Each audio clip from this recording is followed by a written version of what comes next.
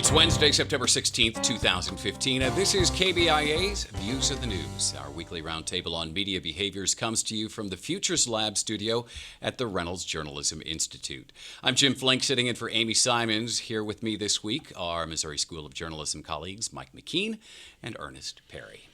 On our program this week, that cute music video you posted on YouTube of your little one dancing to a favorite tune, well, it's now fair game after a judicial panel ruled on copyright infringement case.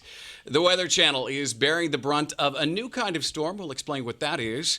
There's a new round of job cuts at a major American newspaper, and the Los Angeles Times may not be the last Tribune property facing some financial tribulations.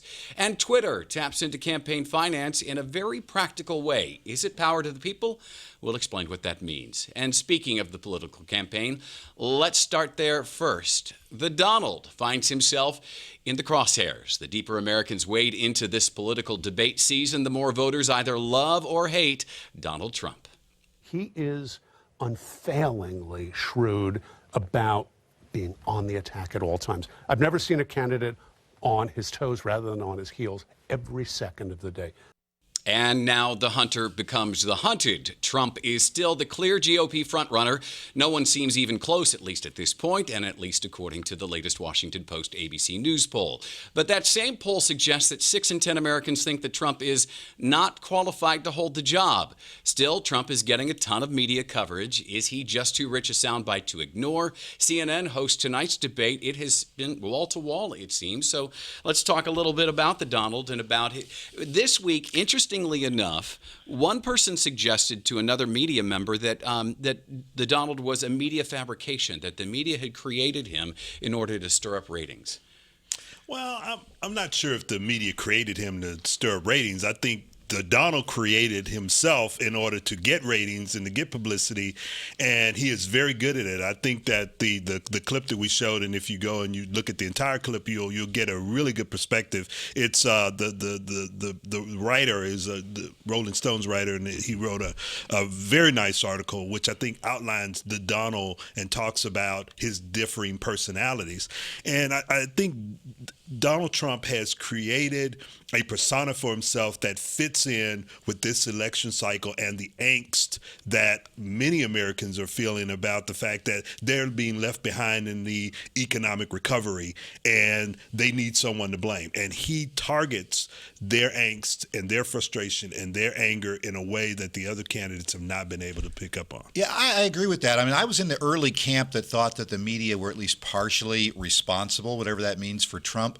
And I'm not so sure I buy that anymore. I mean, he's tapped into a vein, and I think everybody is taking him seriously, media and the other political candidates. That doesn't mean that TV is not benefiting from it, for example. I mean, CNN is going to see astronomical ratings tonight. And at least one piece I saw from Advertising Age shows that they're going to be charging CNN something like 40 times the normal ad rate for spots that run during that debate. So this is a big ratings bonanza for CNN, even if some of their employees in the newsroom aren't too thrilled that we keep focusing nonstop on him. I think I'm curious, the ABC Washington Post poll also pointed out, not only do 6 in 10 Americans not think that he's qualified for the job, 4 in 10 don't think he'd be a very good statesman. I mean, there's a lot of data in all of this. And oh, by the way, on the other side of the aisle, there isn't all that much favorable about the Democratic leader either, Hillary Clinton, at least at this point. I mean, and frankly, as far as the polls are concerned right now, to the extent that they're accurate and that we can interpret them correctly, it really doesn't matter what the American people think about whether Trump is electable. It's whether the Republican primary voters think that. And I thought this New York Times CBS poll that came out was kind of interesting, too, because they showed that 40% of Republicans think that Trump may be their best hope of winning the White House. That doesn't mean that they necessarily all like him or think he's their top candidate, but they believe 4 in 10 of those Republicans think he may now be their best shot. That's a huge change over the summer. Yeah, and I think what that sort of taps into is that they realize that the last 2 election cycles they've lost, and that that there's this segment of the American public that's sort of moving away from the Republican brand, and they're thinking that what Trump brings to the table can help them to win in this election cycle. Now, whether or not that plays out once the primaries start, we'll see. And also you have to take into account that there's just not been a lot going on this summer, so Trump can be the news because there's not any anything else going on. Well, that may change. That could change this week, next week. I mean, other than the migration issue going on right now over in Europe, which really hasn't resonated so much here, that's been about it for about the last month or so. I think it's interesting too, Jim, that for a long time when CNN was promoting this second debate that's airing tonight, it was all about basically Trump versus Jeb, or maybe to a lesser extent Trump versus everybody else. And now it seems like not only CNN, but most of the media are kind of focusing it as Trump versus Carly Fiorina or Trump versus Ben Carson, because they have been moving up in the polls. And I think part of the reason for that is because Trump's own statements about Carly Fiorina have pulled her up. And also, I think that she's done a very effective job in targeting a certain segment of the population that is not so much wants to go toward Trump, but is also has some pretty high negatives on Hillary Clinton, and she has used that to her advantage. The Carson thing, I'm not so sure where that's coming from. Right, and that's really interesting. Before we move on, the super PAC money. Apparently, the super PACs are really kind of lining up now, and they really want to make one final push at Donald Trump. Do you think his populist message actually sort of overpowers that super PAC money? I think it does to a certain way, because he brings his own money. He says, I don't need your money, is where he's going. I'm talking to the people about the issues that they're concerned about, and that may not resonate with this particular super PAC or that. Now, whether that plays out in the long run remains to be seen. I'm not sure either yet, because most of that super PAC money has been going for web ads, fairly inexpensive, mostly trying to get more free media coverage. You haven't seen, with a few exceptions, really a big TV blast at Donald Trump yet, and I don't know if that'll work either, but I think we have to see that. So far, he seems to be overcoming all people who take him on head-to-head, doesn't he? You think that Trump, though, has been encountering some turbulence. Well, this week, we want to talk about a network, the Weather Channel. It had to hunker down a bit in the midst of its own storm, returning to its roots of all weather all the time. Now, if that sounds exciting to you, well, apparently it does to Jimmy Fallon as well. Take a look. Hey, weatherheads! Are you sick and tired of all these namby-pamby morning shows? Well then, buckle up, Buttercup, because weather is back! That's right! We got all your favorites, like nimbus clouds, cumulonimbus clouds. Oh crap, we forgot about stratus clouds. Just kidding! We are stocked with stratus! Did somebody say cold weather? Oh, hail snow! So grab your galoshes, Glenda, because today's forecast is 100% chance of blowing your mind! Weather! Get into it! Yeah! That is just priceless, is it not? Yes. All right, seriously, here are the details of what's going on. This week, the Weather Channel announced that it is officially restructuring, moving Sam Champion off of the mornings, scrapping altogether, for now at least, a new show featuring Al Roker. Now, in addition to laying off 50 employees, the company is also returning to its roots and away from that reality programming. I'm not sure that anybody really noticed, but it's certainly heartily embraced. And let's talk. I mean, after all, who doesn't like a show entitled Fat Guys in the Woods, right?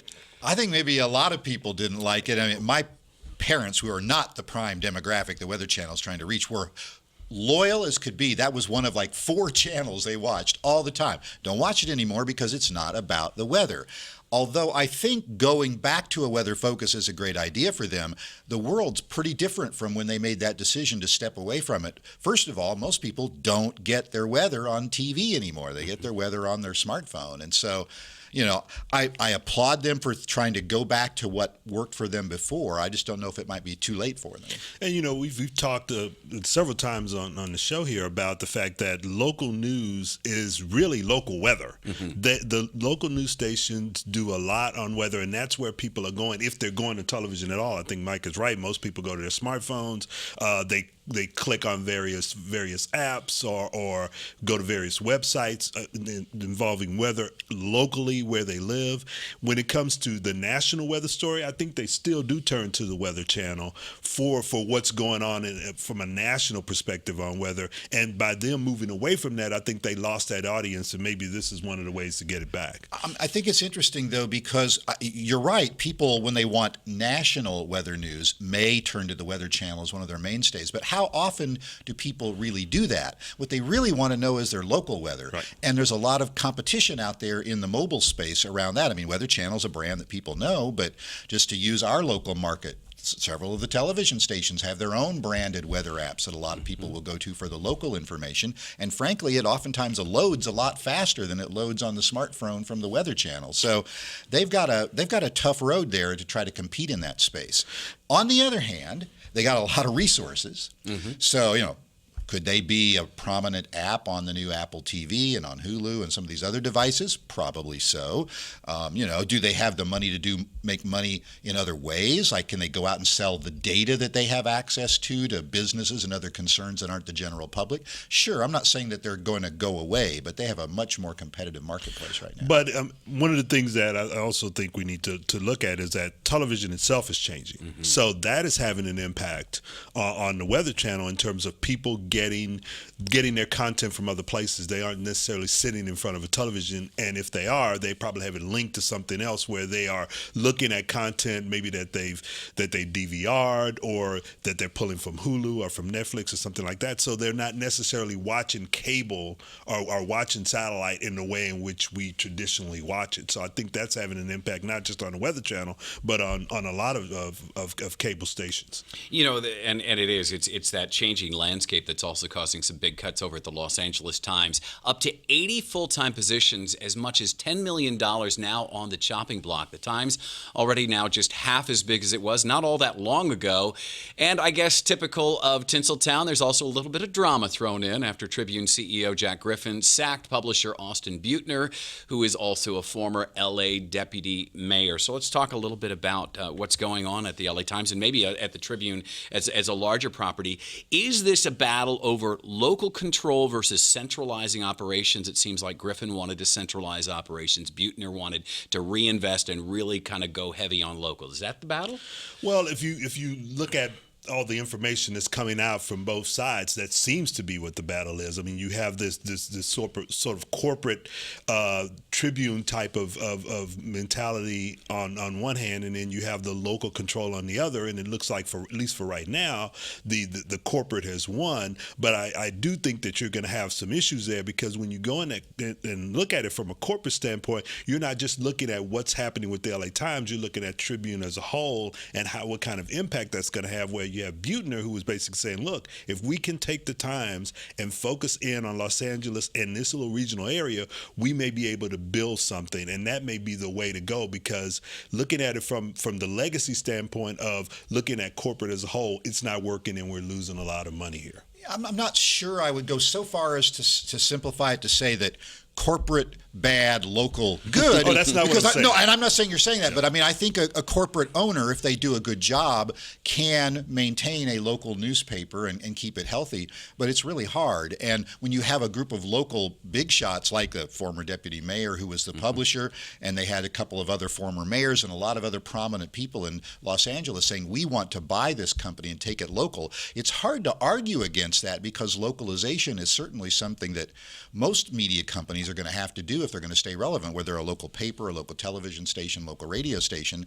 They don't have they're being decoupled from all of that national and international content that they could count on to drive people to the local stuff. So they've got to do that. Yeah, but this could also be an issue of are we cutting to the point where we're just not going to be able to cover the community in the way in which we say that we want to do that? And that's a huge part of what's going on here. And it's not just in Los Angeles, and it's in a lot of the major markets right now. I mean, we are slowly but surely moving to the point where we're going to have national newspapers and maybe some heavyweight regional papers, but a lot of those major markets that used to have newspapers may not have them anymore. The thing about the Tribune Company that's interesting, though, is that they have one other problem. They were a diversified media company for a while, but the TV stations, which were much more profitable, broke off into their own entity, and now you've got Tribune Publishing trying to go it alone. And frankly, I'm not sure how they go it alone if they can't meet the expectations of the local marketplace. And layoffs and also meet the expectations of Wall Street. Right, and that's the problem for a corporation that's running, media company. They've got quarterly earnings to be considered. considering if you have a local ownership group, a private group, they might be willing to stick around with more employees. They might build it up over time to make sure the quality is there. And accept a lower profit margin as opposed to when you're being held to Wall Street standards. And we should note that the first offer actually is to offer early retirement and incentivize that to current LA Times employees. And then if that doesn't take place, then they're going to go ahead and start with the cut. So interesting development and something we'll keep an eye on. We should note that some media companies are finding new ways of making money. Take, for instance, Wired, which says that 2/3 of all of its revenue now is coming from digital branded content. That digitally savvy tech magazine has attracted 15 companies to its Wired brand labs. That's in quotations, including Porsche, Marriott, and even the U.S. Army. So let's talk a little bit about branded content. In Wired's case, the branded content is actually being created by some staffers who are also in the editorial department. There are certain people who would find that to be a big problem, and yet some organizations are saying this is how we stay lean and efficient. What do you think? I'm a subscriber and a long-time subscriber to Wired, and I look at what they're doing. I see the problems. I mean, they are doing really well at getting this sponsored content or native advertising, and they're working with some very big brands, and every month or so they're coming out with a new special edition. But what's more troubling is when you look at the actual editorial content of Wired, because in many instances now there's a blending of the native content and what we would consider, quote, news, unquote, and even merging with buying some of the materials that are featured in those stories. I mean, I remember a story from a few months ago where they were taking these adventure trips around different parts of the United States, and you read through the story, it looks like a regular story until you see a little sidebar that says, here's the gear that so-and-so took on their adventure. Click on a link to find out more, and then there's a little buy button at the bottom. Right. And Wired gets a percentage of those sales. There's an ethically challenging way to do storytelling, but it's bringing in real money. Right, and all it takes is one time for the consumer to feel like, I mean, I'm talking about the consumer of the news content to feel tricked, and then all of a sudden that becomes a story and it moves away from what Wired is trying to do. So they have to be very careful about this, because it's that I think we're moving in that direction where you have more and more of this going on, but there needs to be some sort of accountability on both sides that the audience understands the difference between what is the news content and what is the branded sponsored content. Well, and it's really interesting, Jim. You brought up the fact that, Wired has kind of got a different model. I mean, you've got some publications, all of them are getting into branded content. So you've got the New York Times, for example, as a total wall, a different unit that creates the sponsored content. You've got others that have just let their editorial staff write news on one breath, and then the next minute they write the sponsored content. But at Wired, they're doing something that's a little bit strange. They're using freelancers primarily to do this.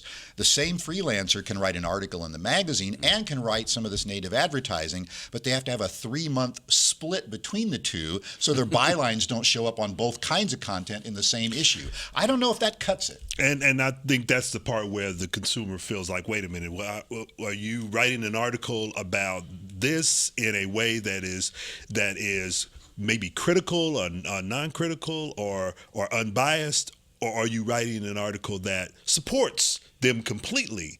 I mean, if you're doing that in 1 month and then the next month you move over here, it's like, whoa, wait a minute. Well, plus in this day and age of search engines and all that, just 3 months separation, that doesn't necessarily mean anything. You could stumble across that content side by side in digital space without any problem at all. You're not looking at the dates when you're pulling that up. Exactly. Well, it is interesting because, as you said, Mike, in places like the New York Times, the Washington Post, they are kind of separating out sort of who's doing this. It is interesting that, speaking of the Washington Post, its video unit now is apparently going great guns in terms of creating a lot of content. Now, this isn't a TV imitator. The Post is actually seeking to create what it calls the right story for the right platform at the right time. Aren't we all? Sounds a lot like an OTT play, though. Don't be TV, be the alternative to TV. Let's talk about over-the-top delivery systems. A lot of people are sort of toying with this as more and more, particularly millennial consumers, aren't consuming content, aren't buying that cable package. OTT, is it a good play? Do you think that's what the Washington Post is after here? Maybe. I mean, you saw the announcement from Apple with their updated Apple TV last week, and they basically their marketing jargon was the future of TV is apps. And so maybe that's true. And maybe if the Washington Post is one of those apps that you turn to when you go over the top, then good for them. And I think there's a clear decision that they've made to steer away from the notion that this is like normal TV. I mean, most newspapers that have succeeded at doing video have succeeded not by imitating, the evening newscasts and traditional television packages, but by doing something that's a little bit more engaging online. I think if they can sort of go in a direction that many have gone in, which is embedding that video into the stories when people pull it up, or say if they link to it from a Facebook page or whatever, I think that could be more successful. And that's moving away from what Mike was talking about in terms of having it look like a television segment or something like that, because people can get more of an in-depth and more of a visual aspect of what the story was about, as opposed to click on this link after reading the story kind of thing. So I think if that's the direction they're moving in, that's fine. And they're also talking about experimenting with 360 videos so that people can have this sort of experience of actually being there. I'm not sure how that works when you're trying to look at it on your smartphone or on a tablet or something like that. So that'll be kind of interesting to see how that plays out. The hard thing to know is, can you get beyond sort of the marketing jargon in this story about what the Post is going to do? They're saying all the right things. Are they going to do the right things? I mean, the Post has taken a lot of different approaches to their digital content over the past several years, and now with Bezos in control of that company, maybe they're going to be smarter about this. But I'd wait for the details. And if you want to look at success, look at what the New York Times is doing with their video channels. They have a huge staff now that's doing video. They're generating significant revenue from video, but there are only so many brands out there that people are going to be willing to favorite for that content. And I think the big difference here is the New York Times gave their staff enough time to make it happen. The question will be whether or not the Washington Post is willing to put the resources in there and give them the time to see whether or not it's successful. Speaking of video, and we want to move to the subject of sort of aggregating video content, there's a court ruling this week that might change how companies and individuals handle fair use. Take a look. What do you think of the music? This is a video from back in 2007 when a mom took a video of this little toddler dancing to a popular Prince tune, and then she put that on YouTube. Well, the music label Universal sent out a copyright takedown notice. Normally that would be the end of it, but in this case, pro bono lawyers then sued Universal, saying that the company had violated the Digital Millennium Copyright Act. Now, stay with me for a second, because what they're saying is that, in effect, Universal violated the spirit of fair use. Companies usually take this action of issuing a takedown notice when someone is trying to profit off of the copyrighted material. That clearly doesn't seem to be the case here. This week, the court, in fact, sided with Mom. It's certainly not over, but I find it to be an interesting ruling. I read this very carefully because I'm not exactly sure how much they sided with Mom so much as they said, hey, Universal Music, you didn't prove to us that you took the actions necessary to be sure that this wasn't fair use before you sent the takedown notice. Because basically what we're talking about here is 4 standards in the copyright law that you have to consider when deciding whether it's okay for somebody to use somebody else's material. And those standards are very complicated. I mean, courts interpret them different ways. It's not just as the shorthand that a lot of people say, did you take just a little bit of it, then that's okay. That's not necessarily true. And for the moment, these sort of algorithms of formulas that the big producers of music and TV shows use to scour the internet and look for these takedown opportunities, it's all automated. And what they're looking for mostly is how much you used or how much of that core content was part of your use of the material. And then they just say, bam, send out a notice. Well, they don't consider any of those other factors. And if they don't, I'm not sure that you've really changed practically whether or not people can use this material without fearing that it's going to be running afoul of the law. And I think the other issue here also is whether or not, how much traffic is that particular YouTube video bringing in, and they're probably looking at that as, wait a minute, maybe we can profit from that if we control that, as opposed to, mom and pop out there, taking a photo or using music as background material and that sort of thing. I mean, think about all the wedding material that goes out of parties or that sort of thing that has music and video connected to it from somewhere else. I mean, this could really blow up. So I think what the court was trying to do was really try to define it and bring it back in to see whether or not there is something there. And it's also putting the burden on those large companies when they do that. I think to a certain extent, but if you look at the mom's video, for example, and you look at those 4 standards, well, clearly this wasn't something that was taking money out of the mouths of Prince or the music company. And clearly she was adding some sort of different value to it or purpose. It wasn't about just ripping them off. On the other hand, did she use a large part of the song? Yes. Was it fictional versus factual material? Yes. And that's harder to make the case for using copyrighted material. So it's kind of a 50-50 deal. And if the companies don't have to weigh a person's fair use claim against all those standards, then maybe they're really not being protected that much. All right, so we're going to come full circle on this show. We're going to talk a little bit about campaigns again, and this time about campaign finance donating via mobile. Apparently, charities have been doing this for quite some time, right? You can just donate to a charity like Red Cross in the wake of a disaster, that kind of thing. Well, there is now a new twist. Soon you'll be able to make a donation to a political candidate or cause of your choice using Twitter. This is the result of a new partnership between Twitter and Square. You might know that app. And yes, there is even, in this case, a cash tag instead of a hashtag. Get it? All right, not very funny, I don't suppose. But what do you think of this? I mean, is this power to the people, especially? We talked about super PACs earlier. Good idea?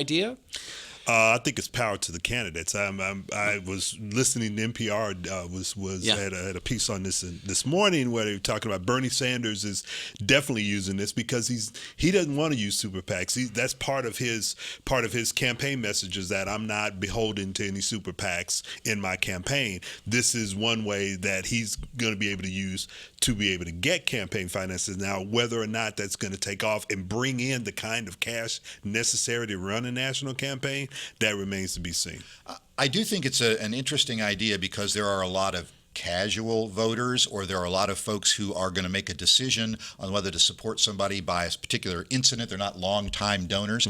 And a lot of those folks have mobile phones. And if you can take away the barriers to contribution, as this appears to do, like a one-touch in Twitter brings up, you verify your account in Square, and then you send it off. And oh, by the way, while you're at it, you can share this cash tag with others. Say, hey, I contributed to Bernie Sanders or Hillary Clinton or Jeb Bush or whatever. It might drive a lot of those small-time donors to give, small-time donors to give more and more. I just don't know how much it's going to generate because I really don't know how much competition there's going to be in that space or whether people are willing to even download the app to make the payment part of it work. I think you will see some significance to this once you get down to 2 candidates. Once you get past the nominating process and you have a Democratic nominee and a Republican, then you can see whether or not those individual donors, those small money donors, are actually using that app as a way to show their support for a particular candidate. I mean, there's no particular reason why, for example, Apple couldn't do this, PayPal couldn't do this, but Jack Dorsey, the guy who started both Twitter and Square, is behind this idea, and so you can see the synergies as part of their strategy anyway. Interesting. Thank you, gentlemen. That music means we're pretty much out of time this week. We'd like to thank you for spending the last half hour with us, and you can read more about the topics that we've been talking about today. All you have to do is check out our links blog. You can find it under the programs tab at KBIA.org.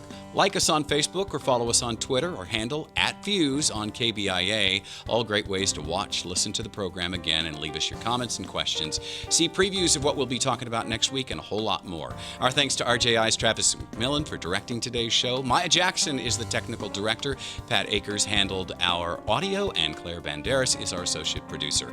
I'm Jim Flink. Be sure to join us again next week for another edition of Views of the News.